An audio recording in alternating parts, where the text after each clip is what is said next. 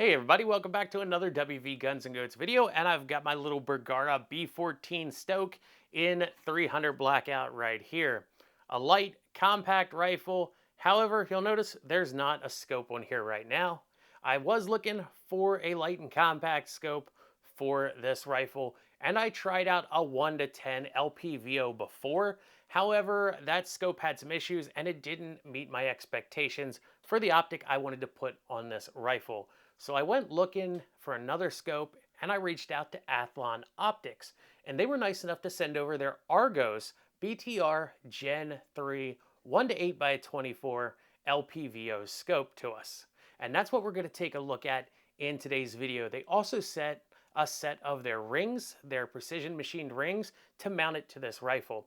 I'm going to unbox it, show you the rings, show you the scope, everything that comes with the scope, touch on some of its features, and give you my first impressions on the optic. However, the weather recently has not been very cooperative to take the rifle out to the range, unfortunately. There won't be any shooting in this video. However, that will come in a future video where we get out to the range on a nice day and see how it performs. But before we get started, how about you go ahead, headbutt that subscribe button to join the herd here at WV Guns and Goats.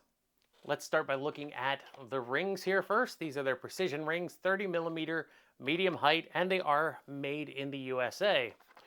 Now, these are a 65 inch-pound on the base and 18 to 20 inch-pounds on the screws on top. You get an Allen key in there, and you get two rings in the package as well. They got the little Athlon branding on the top of them. They're pretty beefy looking ring. They are not made out of the steel. They feel like they're made out of aluminum due to the weight. You've got 4 screws on top and a very large thumb nut right here that has the flats that you could put a wrench on it so you can torque it to the inch-pound spec. So nice looking rings that Athlon has for their optics. Let's take a look at the scope itself. So the box has a magnetic flap on it. When you open it, it's going to have an overview of all the scope's features right there on the inside flap. And then here is everything packaged inside for transport. Let's go over what we have in the box here. Of course, we have the scope itself, and it's held in by foam blocks, and it comes packaged in a plastic bag.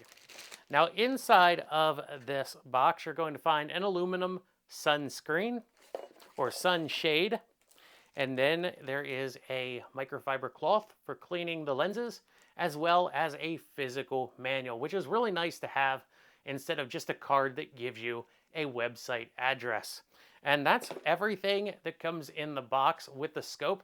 Here it is, fresh out of the wrap. Now this says it weighs 16.1 ounces, and it feels pretty light. Most of the weight, however, is back here, which is to be expected with the large eyepiece on this scope right here. Now we do have a magnification adjustment cattail right there, and it moves smoothly and fairly easily, but not too easily. There's no grittiness or anything to the movement of the magnification ring. It comes with flip-up plastic scope caps right there, which you see a lot of on various scopes, but it's nice that they're included. And they do flip pretty far back, even if they don't lay flat against the top of the scope. The windage and elevation are capped with aluminum scope caps. Let's go ahead and get one of those off, and we'll feel the clicks on the elevation knob right here. So I'm going to go ahead and click this. I don't know if you could hear that. It was an audible click, and it doesn't have a lot of mush to it. I don't think you'll run into an issue of these getting bumped out of adjustment, especially since you have caps on them to protect them while you're out in the field. And they do screw on there pretty smoothly. Now there's a battery compartment right here for the illuminated reticle that this scope has. I'm going to go ahead and put a photo of the reticle on the screen so you see what illuminates on this reticle when I look through here. And I'm going to turn up the illumination. Now we can go to 1 and we can go back to 11 on this illumination knob. The only thing this knob doesn't have is an off position in between each illumination level. So you do have to remember to move this back to 0 when you store the rifle, or you're going to come back to a dead battery in your scope. So we'll start at 1. I can't really see the illumination on 1, 2, 3. I can start to see it, and then it just gets more and more brighter up to 11, which seems pretty bright indoors here. Now it does have a somewhat Christmas tree style reticle, as you see in the image of the reticle right here.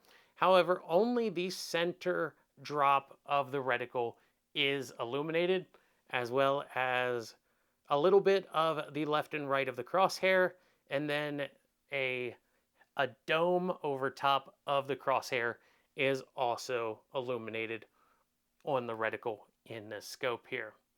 Now I'm going to go ahead, mount it up to the rifle, let you see what it looks like on that Bergara. So now I've got it mounted to the Bergara here. It's a nice size on top of this rifle. It's not overly large, not overly heavy, and even with the large eyepiece right here, I don't think it's too big for this gun. But let's take a look through the scope itself now that we've got it mounted up. And I'm looking out a window right now. I've got this on 1x magnification, and the first thing I notice is the incredibly large field of view that this scope has. In fact, I can see some of the barrel back from the silencer here, and I can actually see underneath the silencer there. So very, very large field of view on 1x magnification. Gonna make it easy for you to find your targets out there. And then let's go up to 8x magnification and try to get behind this scope. So very easy to get behind the scope. I'm not fighting the eye box. Eye relief is pretty good. It stops right back here, and right there is when that darkness starts to creep in from being out of line with the scope. So it's pretty generous behind the scope and easy to get behind even on 8x magnification. That was the problem that I had with the other scope I tried on this rifle. Higher magnifications started to give us problems, but on 8x with this scope, we do not have those issues of getting behind the scope and having to fight the eye box. Of course, we will not know how this performs out on the range until we actually get it out there and see how it does, and I hope you'll join me for that video. If you've been wondering about Athlon scopes, the Argos BTR Gen 3 LPVO, hopefully this video has answered some of the questions that you might have about this optic. If you have other questions that you want me to answer when I do the range video, please leave them in the comments section down below. And if you've watched this far, I really appreciate it. You can check out Athlon Optics online. And as always, everybody, if you're not out there having fun shooting, well, what are you doing?